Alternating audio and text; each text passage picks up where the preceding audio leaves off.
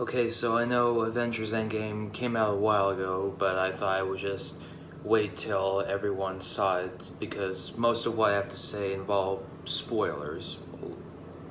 Yeah.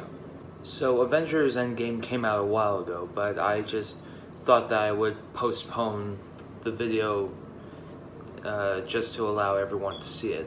By the way, if you hear a beep, that's the fire alarm. It needs new batteries. So Avengers Endgame is basically the climax to all the movies in the Marvel Cinematic Universe that came before. I think it's officially being called the Infinity Saga. So Endgame is basically the finale to the entire Infinity Saga.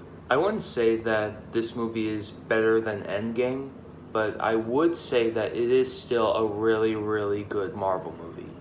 Borderline great. The directing by the Russo brothers is fantastic. They really know how to direct both visually and how to direct actors. Speaking of which, almost every actor in this movie is just amazing. They all do a really, really good job. With one exception. The actor who I think didn't do a good job was the kid who plays Iron Man's daughter, Morgan.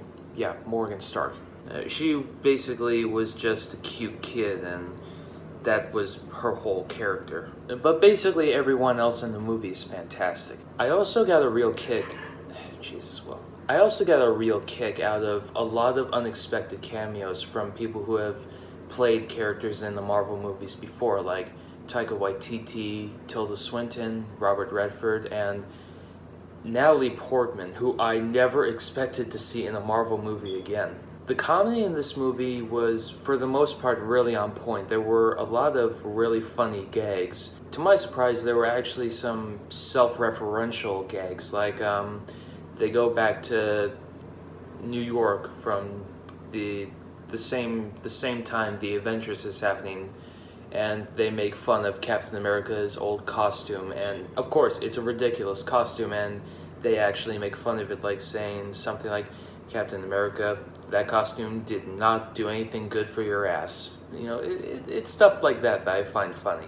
There are quite a few moments where the comedy falls flat, like Hulk dabbing, and they do keep doing these jokes about Thor's body weight that didn't really land because it just went on for too long, but otherwise I like the comedy. The overall action in the movie is really exciting and epic in scale. It almost reminds me of Lord of the Rings, the finale of the entire, like the final battle is like right out of Lord of the Rings. Another thing that I really liked was that it carried the same emotional weight from Infinity War. Like, we got to see these characters in an emotional state, like Black Widow becomes emotional for once, Ant-Man has an emotional scene for once. Yeah, a lot of first emotional scenes from almost everybody. And the movie's entire storyline, it actually went places that I wasn't expecting it to go, which was pretty refreshing. However, it's not a perfect movie.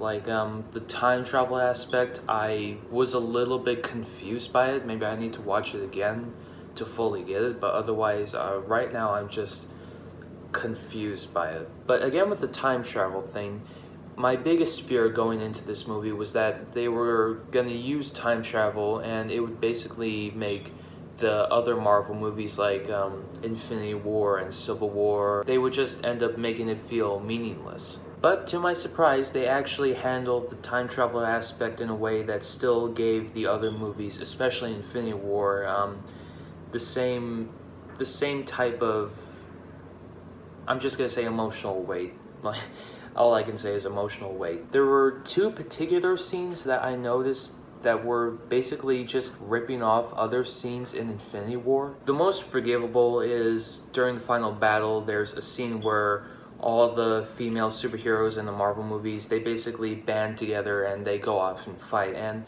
it's clear that they're trying to basically have it be an empowering moment, but it felt a little forced. Like in Infinity War, they basically had the same thing, but it it was 3 female heroes, and it felt subtle. But in this movie, it's like they're just shoving it in from your face and just saying, hey, here it is. It's not horrible or anything, it's just, it feels a little forced. And the other scene that I have a really big problem with is that Black Widow's death scene basically follows the same pattern as Gamora's death scene, just more rushed and less effective. Like in Infinity War, what made Gamora's death scene so effective was because in addition to a character that was developed die, it also revealed how human Thanos was, and it actually made me feel empathetic for him. But in this version, it's too rushed, and Black Widow is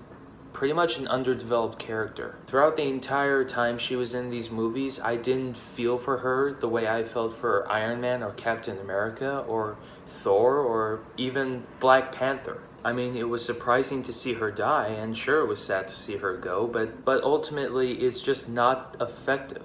But that being said, the movie does a great job at wrapping up the entire Infinity Saga, and it does it in such a magnificently beautiful way, I'm gonna say, especially with the way how they wrap up the storyline of Iron Man and Captain America. I mean, the way both of those characters and their stories ended, it actually made me cry. I'm not saying what happens to them, but I'm just letting you know that it made me cry what happened to both of them. Overall, I really like Endgame. I think that it's a really, really good movie. Not one of the best Marvel movies, but it's up there.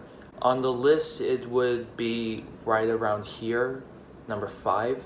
And for a score, I think I'm gonna give it a solid 8 out of 10. It's a downgrade from Infinity War's 9, but it's still not a bad grade at all. And I know this isn't saying much, but this is, right now, the best movie I've seen all year. So if you're not one of the people who already gave this movie $2 billion, keep giving it money, it deserves it. I'd say love you 3000, but I shouldn't.